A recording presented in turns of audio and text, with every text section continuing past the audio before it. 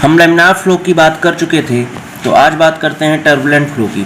सबसे पहले बात करते हैं टर्बुलेंट फ्लो क्या होता है।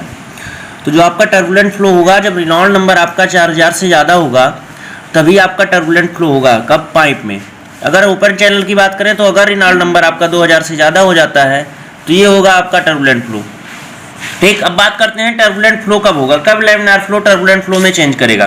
तो देखिए इसमें लिखा हुआ है कि लैमिनार फ्लो टर्बुलेंट फ्लो में तब चेंज करता है जब कौन कौन सी कंडीशंस होंगी।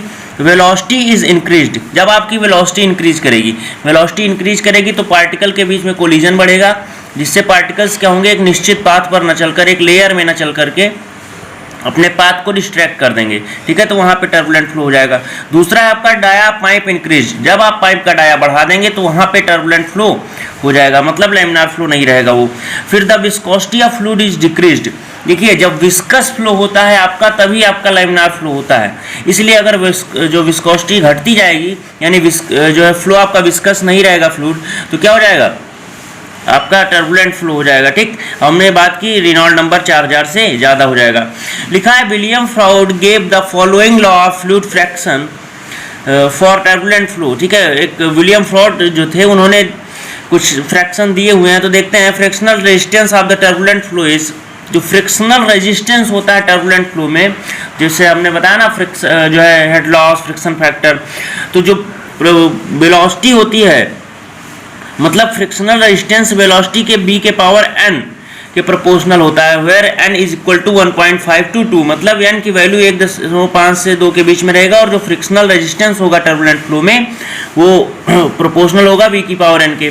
फिर लिखा है proportional to density of fluid, जो फ्रिक्शनल रेजिस्टेंस होगा वो फ्लूइड की डेंसिटी के डायरेक्टली प्रोपोर्शनल होगा। Proportional to the area of surface in the contact, मतलब जो सरफेस एरिया जो कॉन्टैक्ट में है उसके प्रोपोर्शनल होगा। ज़्यादा एरिया सरफेस, जो ज़्यादा सरफेस एरिया कांटेक्ट में होगा तो ज़्यादा जो है फ्रैक्शनल रेजिस्टेंस होगा। ठीक है, इंडिपेंडेंट टू प्रेशर, प्रेशर कैसे इंडिपेंडेंट होगा, प्रेशर पर डिपेंड नहीं करता है कि आपका प्रेशर कितना कार्य कर रहा है। ठीक है, अगला है आपका depend on the nature of the surface in contact. ठीक है, जो सरफेस आपकी लिक्विड के कॉन्टैक्ट में है उस सरफेस का नेचर कैसा है, इस पर स्मूथ है या फिर रफ है, उस पर डिपेंड करता है। ठीक है, अब आगे चलते हैं। टर्बुलेंट फ्लो में बाउंड्री के पास वेलोसिटी ग्रेडियंट का मान लैमिनार फ्लो से ज़्यादा होगा। ठीक है, जो बाउंड्री होती है, पाइप की बाउंड्री जो आपकी होगी, उसके पास अगर आप देखेंगे तो जो du/dy होता है वेलोसिटी ग्रेडियंट, वो जो होगा टर्बुलेंट फ्लो के लिए बाउंड्री के पास, सॉलिड बाउंड्री के पास जो है इसका मान ज़्यादा होगा। ठीक, सॉलिड बाउंड्री से दूर वेलोसिटी डिस्ट्रीब्यूशन फ्लैट हो जाता है, मतलब जैसे सॉलिड बाउंड्री के पास जाएंगे तो वहाँ पे बाउंड्री स्मूथ है या रफ है उस पर डिपेंड करता है, लेकिन जब सॉलिड बाउंड्री से आप दूर जाते हैं तो वेलोसिटी का जो डिस्ट्रीब्यूशन होता है वो कैसा हो जाता है, फ्लैट। टर्बुलेंट फ्लो में रेजिस्टेंस ऑफ फ्लो को एडी विस्कोसिटी कहते हैं, जो मेनली मोमेंटम ट्रांसफर के कारण होती है। ठीक है, जो इसमें टर्बुलेंट फ्लो में आपकी जो विस्कोसिटी होती है उसे हम कौन सी विस्कोसिटी कहते हैं, एडी विस्कोसिटी, और ये जनरली होती किसके कारण है, ये आपके जो है मोमेंटम ट्रांसफर के कारण होती है। ठीक है, बात करते हैं टर्बुलेंट फ्लो में वेलोसिटी डिस्ट्रीब्यूशन लॉगरिथम होता है, ये आपसे कई बार पूछा गया है। हमने बताया जो है लैमिनार फ्लो में वेलोसिटी डिस्ट्रीब्यूशन आपका पैराबोलिक होता है, शियर स्ट्रेस का डिस्ट्रीब्यूशन लीनियर होता है, लेकिन जो टर्बुलेंट फ्लो होता है इसमें वेलोसिटी डिस्ट्रीब्यूशन का मान कैसा होता है, लॉगरिथम होता है। ठीक, अब बात करते हैं, देखिए आपको पता होगा HF बराबर 4FLB²/2GD, हम इसकी बात जो है आगे पाइप फ्लो में करेंगे। इसे हम डार्सी-वेवेज इक्वेशन कहते हैं। ठीक है, तो इसे हम FLQ²/3D की पावर भी लिख सकते हैं। जो V होता है आपका क्या होता है, QA होता है, A में आप जो A की वैल्यू 5/4D² रखेंगे तो वहाँ से आपका निकल के आएगा FLQ²/3D की पावर 5। ठीक, और इस FL जो है अपॉन 3D की पावर 5 को R से मतलब डिनोट करते हैं। R जो होता है आपका फ्लो रेजिस्टेंस कहलाता है। यही हमने बात की थी फ्लो रेजिस्टेंस अभी पिछले जो है पॉइंट पर कि किसके किसके पर किन किन चीज़ों पर डिपेंड करता है। ठीक है, तो वही चीज़ ये फ्लो रेजिस्टेंस आपका यही होता है। अब बात करते हैं relation between shear velocity and friction factor. Shear velocity और फ्रिक्शन फैक्टर में क्या जो है रिलेशन होता है, ये आपसे कई बार पूछा जा चुका है। प्री में जो है डायरेक्ट आपका फॉर्मूला पूछा जाता है, मेंस में इससे न्यूमेरिकल्स भी आते हैं। ठीक है, तो आपको पता है HF बराबर होता है P1 - P2/ρg, मतलब जो प्रेशर हेड होता है, जो परिवर्तित प्रेशर हेड होता है वही 2 tau naught L upon R rho G. Tau naught क्या होता है? टाउ नॉट आपका होता है बाउंड्री पर शियर स्ट्रेस, ठीक है। तो यही हो गया आपका बाउंड्री पर शियर स्ट्रेस। अब बात करते हैं यू बार क्या होगा आपका? ये होगा आपका एवरेज वेलोसिटी। यू स्टार क्या होगा आपका? ये शियर वेलोसिटी होती है, और ये जो होती है 8 अपान फ्रिक्शन फैक्टर होता है, या 2 अपान फ्रिक्शनल कॉफिशिएंट, और ये फ्रिक्शन कॉफिशिएंट होता है किसके बराबर? F/4। तो यही 4 ऊपर जाके 8 हो जाता है, ठीक है। अब हम बात करते हैं शियर वेलोसिटी की। तो शियर वेलोसिटी निकलता है अपना टाउ नॉट अपॉन रो से, ठीक है। Under root tau naught upon rho करेंगे तो आपका शियर वेलोसिटी निकल के आएगा, ठीक। अब हम बात करते हैं यूनिट की। तो शियर, देखिए शियर स्ट्रेस का आपको पता है यूनिट क्या होता है? न्यूटन पर मीटर स्क्वायर। और जो डेंसिटी होती है उसकी यूनिट केजी पर मीटर क्यूब होती है, तो यूनिट आपका आएगा मीटर पर सेकेंड, ठीक है। वेलोसिटी और शियर वेलोसिटी में के यूनिट में कोई डिफरेंस नहीं होता, ठीक। अब बात करते हैं जो यहाँ पे आपको पता चला ना, यहाँ से अगर आप निकालेंगे क्या फ्रिक्शन फैक्टर का मान, तो हो जाएगा 8 टाउ नॉट अपॉन रो यू स्क्वायर। ये यू आपकी एवरेज वेलोसिटी होगी, और टाउ नॉट क्या होगा यहाँ पे? टाउ नॉट आपका जो होगा वो क्या होगा? वॉल शियर स्ट्रेस होगा, ठीक है। यहाँ पे आप जो है ये आपका फ्रिक्शन फैक्टर हुआ। अगर यहाँ पे फ्रिक्शन कॉफिशिएंट की बात करेंगे तो 4 से डिवाइड करना पड़ेगा आपको। तो यहाँ पे 8 की जगह पे 2 tau naught rho u square upon, ये जो है ऑब्जेक्टिव में पूछा गया है, ये दोनों फॉर्मूले है ना, तो इसको याद करना आपको जो, और ये दोनों valid for laminar and turbulent flow. दोनों फ्लो के लिए आपका ये फॉर्मूला वैलिड होगा, चाहे लैमिनार हो चाहे टर्बुलेंट हो। To find the shear stress in turbulent flow Boussinesq's equations is used, ठीक है। अगर आपको शियर स्ट्रेस याद करना है किसमें? जो है टर्बुलेंट फ्लो में, तो आप क्या कौन सा इक्वेशन यूज करेंगे? बॉसिंग्स का इक्वेशन यूज करेंगे। इसमें आप जो है बॉसिंग्स इक्वेशन आप पढ़े हैं किसमें? सॉइल मैकेनिक्स में पढ़े होंगे, शियर स्ट्रेस डिस्ट्रीब्यूशन में। तो वही चीज़ यहाँ पे है कि अगर आपको टर्बुलेंट फ्लो में शियर स्ट्रेस ज्ञात करना है तो बॉसिंग्स इक्वेशन का यूज करेंगे, ठीक है। टाउ बराबर होता है tau v plus tau t, ठीक है। टाउ वी क्या होता है? विस्कोसिटी के कारण जो आपका शियर स्ट्रेस आएगा। दूसरा टाउ टी क्या होगा? टर्बुलेंस के कारण जो आपका आएगा शियर स्ट्रेस। तो इन दोनों का योग जो होता है वो आपका शियर स्ट्रेस के बराबर होता है किसमें? टर्बुलेंट फ्लो में। और इन दोनों को योग करके बॉसिंग साहब ने निकाला क्या? टर्बुलेंट फ्लो में शियर स्ट्रेस। अब बात करते हैं विस्कस फ्लो में आप जो शियर स्ट्रेस होता है आपका पता है mu d u upon d y. Turbulence में क्या होता है? Eta d u upon d y. Eta जो आपका यही एफिशिएंसी होती है ना, एक कह सकते हैं इसे ईडी विस्कोसिटी कहते हैं ईटा को, ठीक है। एडी विस्कोसिटी होगी, और ये जो टर्म आपका निकल आएगा ये टर्बुलेंट के कारण जो विस्कोसिटी होगी वो चल के निकलेगा आपका, ठीक है। और रिनॉल्ड्स साहब ने भी इसको कैलकुलेट किया टर्बुलेंट फ्लो में, तो उन्होंने कहा रो यू डैश वी डैश, ठीक है। टाउ बराबर रो यू डैश वी डैश, ये आपसे इक्वेशन सी पूछा जाता है। अब बात करते हैं Prudential mixing length theory. Prudential mixing length theory में भी आपका क्या निकाला जाता है? Shear stress. इसमें टर्बुलेंट फ्लो में शियर स्ट्रेस निकालने के लिए उन्होंने पहले तो विस्कोसिटी के कारण जो शियर स्ट्रेस आएगा mu d u upon d y, अगला जो rho L square d u upon d y का होल स्क्वायर, ये टर्बुलेंस के कारण इन्होंने बताया, ठीक है। तो ये आपका हो जाएगा total shear stress turbulent flow में। अब बात करते हैं हाइड्रोडायनेमिक बाउंड्रीज की। बाउंड्रीज आपकी कब स्मूथ होगी, कब रफ होगी, कब जो है बाउंड्री में कैसा ट्रांजिशन फ्लो होगा, कैसा होगा, ठीक है। तो बात करते हैं सबसे पहले ये जो डेल डैश है और के जो होता है उसमें जो बाउंड्री में इफेक्टिव रफनेस की बात करता है, ठीक है। अब जब के अपॉन डेल डैश का मान 0.25 से कम है तो कैसा होगा? स्मूथ बाउंड्री होगी। ये ऑब्जेक्टिव में पूछा जाता है कि if k upon del dash is less than 0.25 then boundary will be smooth. If k upon del dash is greater than 6 then boundary will be rough, ठीक है। आपका बाउंड्री कैसा होगा? रफ। अगर यही बात करें, अगर 2.25 से 0.6 के बीच में है आपका के अपॉन डेल डैश का मान, तो कौन सी बाउंड्री होगी? Transition boundary. अब हम अगले प्रकार से बात करते हैं यू स्टार। आपकी जो शियर वेलोसिटी होती है उसके हिसाब से बात करें तो जो शियर वेलोसिटी इनटू के upon new is less then 4, तो आपका कैसा होगा? Smooth boundary. अगर यही 100 से ज़्यादा है तो रफ बाउंड्री, और 4 से 100 मतलब 100 के बीच में है तो ट्रांजिशन बाउंड्री, ठीक। इसको जो है आप लोग स्क्रीनशॉट ले लीजिए, इसको याद कर लीजिए, यही आपका पूछा जाता है।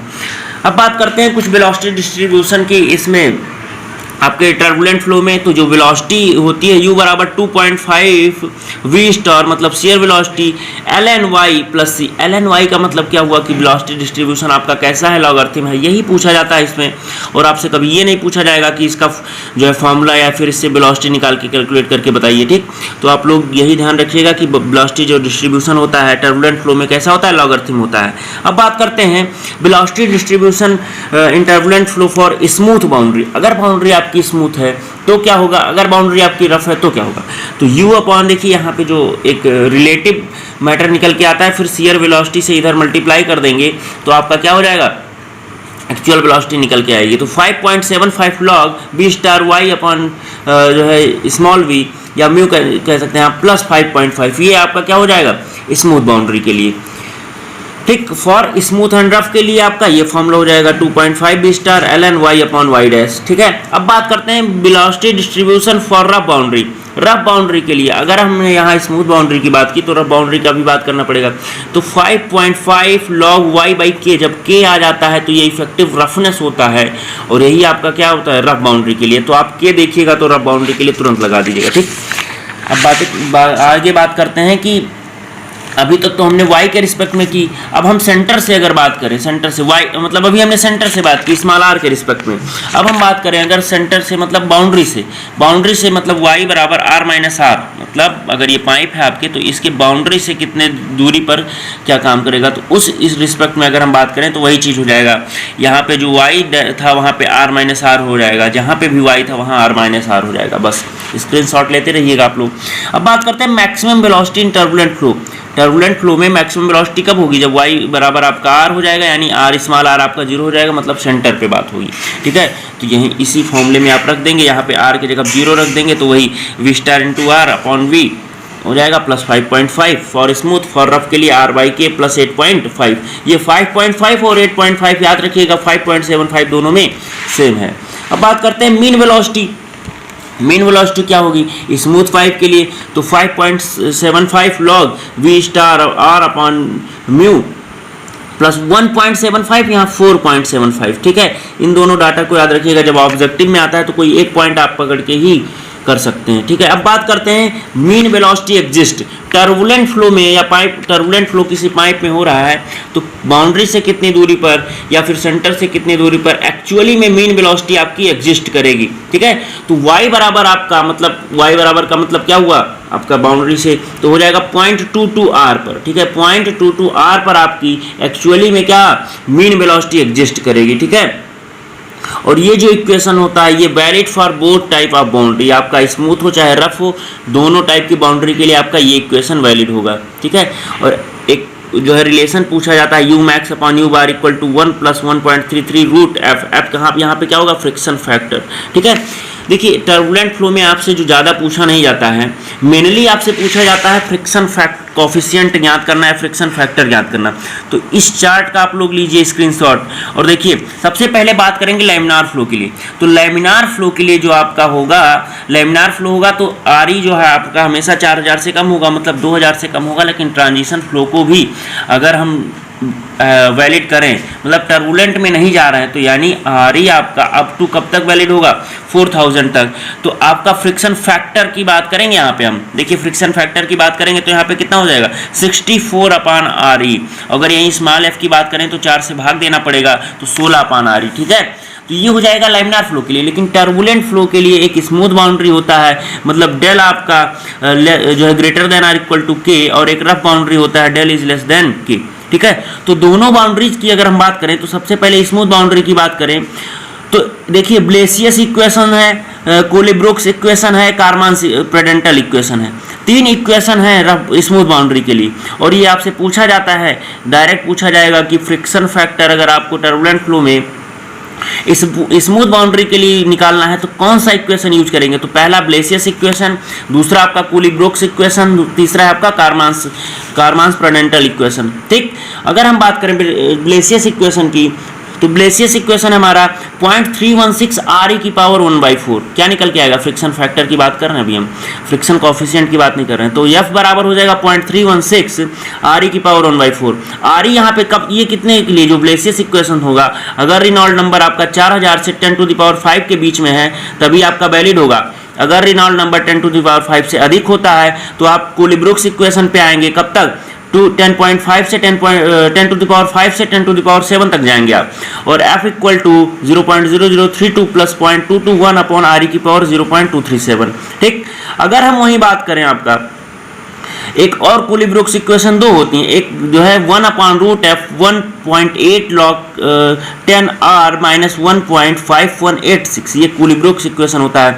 और कारमान्स प्रेडेंटल इक्वेशन क्या होती है, 1/√F 2 log 10R√F माइनस 0.80। ये सारे आपके स्मूथ बाउंड्री के लिए क्या, फ्रिक्शन फैक्टर ज्ञात करने के फॉर्मूले हैं। अगर आपको फ्रिक्शन कोफिशिएंट ज्ञात करना है तो 4 से उसको डिवाइड कर देंगे आप। अगर रफ बाउंड्री है तो रफ बाउंड्री के लिए कारमान्स प्रेडेंटल रेजिस्टेंस इक्वेशन है आपकी, ठीक है, क्या होते हैं 1/√F 2 log 10R/K प्लस 1.74।